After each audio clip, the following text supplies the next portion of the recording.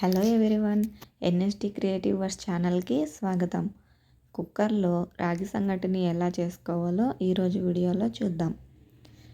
ముందుగా మనం ఒక గ్లాసు బియ్యాన్ని తీసుకోవాలి. రైస్ని మీ దగ్గర ఏ బియ్యం ఉంటే ఆ బియ్యం. రేషన్ బియ్యంకి ఒక కొలత వాటర్ ఉంటుందండి. అదే మామూలు మసూర బియ్యం కానీ మన ఇంట్లో వడ్ల బియ్యం ఉంటాయి కదా, వాటికైతే వాటర్ తీసుకోవడంలో ఒక కొలత ఉంటుంది.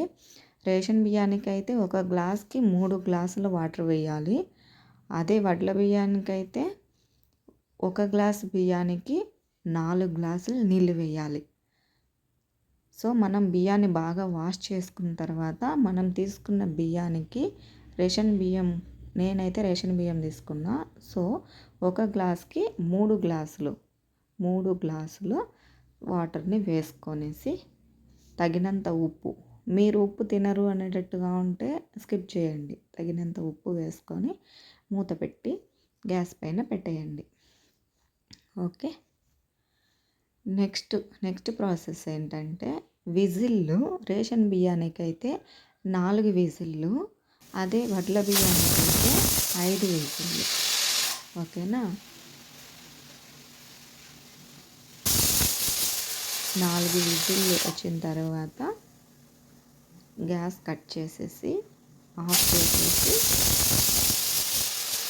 ఆ విజిల్ పైకి పెట్టేసి ఆవిరంతా పోయే వరకు ఉండిచ్చేసి కుక్కరు జాగ్రత్తగా ఓపెన్ చేసుకోండి.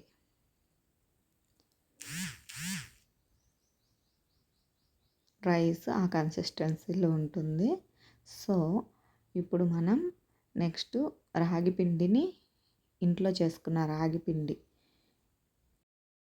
మీకు ఎంత కావాలంటే అంత, ఎక్కువైనా తక్కువైనా మీకు ఎలా ఎక్కువ కావాలంటే ఎక్కువైనా వేసుకోవచ్చు, తక్కువ కావాలంటే తక్కువైనా వేసుకోవచ్చు. అట్లా వేసుకొని ఒక 3 minutes మూత పెట్టుకొని పక్కన పెట్టేసుకోండి. తర్వాత సర్వ్ చేసుకోవచ్చు. ముద్దలు కావాలంటే నాకైతే చేతులు కాలుతాయని భయంతో గిన్నెలో వేసి అట్లా చేస్తాను. మామూలుగా అయితే మేము పెట్టేసుకొని తింటాము గరిటెతో. ఓకే, వేడివేడిగా ఎటువంటి కూరలు లేకైనా సంగటి బాగుంటుంది. Thank you.